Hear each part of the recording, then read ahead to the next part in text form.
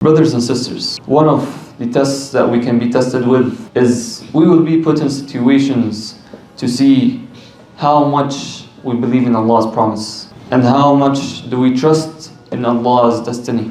And the Prophet ﷺ says, بَشِّرُوا وَلَا تُنَفِّرُوا يَسِّرُوا وَلَا تُعَسِّرُوا. Give glad tidings to people, don't put them down, and make things easy for others, don't make it difficult. Our religion, part of it is about giving the glad tidings, keeping people steadfast, giving them what they need in order to have the patience and to continue the endurance, even when the situations are tough. And yes, we might not be tested with the same situation as, the Sahaba and what the tests before happened, where the Prophet ﷺ would bring new news and it would be a test. Should we believe it or no? Should we continue on this face or no? But our tests might be different, where Allah subhanahu wa ta'ala gave us everything. He showed us all the promises, everything that will happen. What will change is our situation. What will change is our position, whether, as an ummah, whether it's a suffering for our brothers and sisters, or our personal situations, from financial changes, from health changes, whatever test we face. But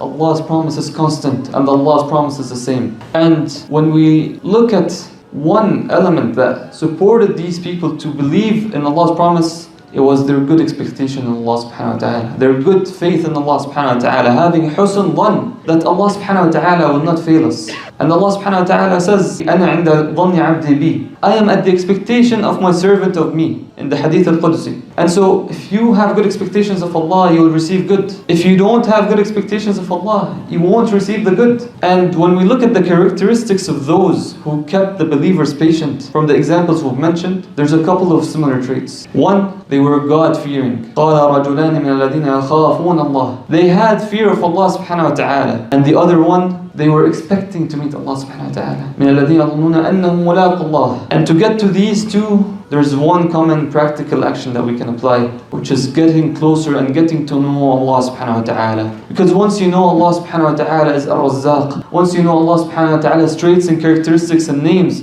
that everything that comes from Him is good, that everything we need comes from Him, that all His destiny is good, you will be satisfied to submit your will to Allah subhanahu wa ta'ala and to have the patience in enduring whatever Allah subhanahu wa ta'ala wills. And with that, I ask Allah subhanahu wa ta'ala to allow us to love Him, to know Him more, to get closer to Him in a way that keeps us steadfast when we need. And I ask Allah subhanahu wa ta'ala ease the difficulty of everyone facing a difficulty. And I ask Allah subhanahu wa ta'ala to give everything that someone is asking if it's good for them.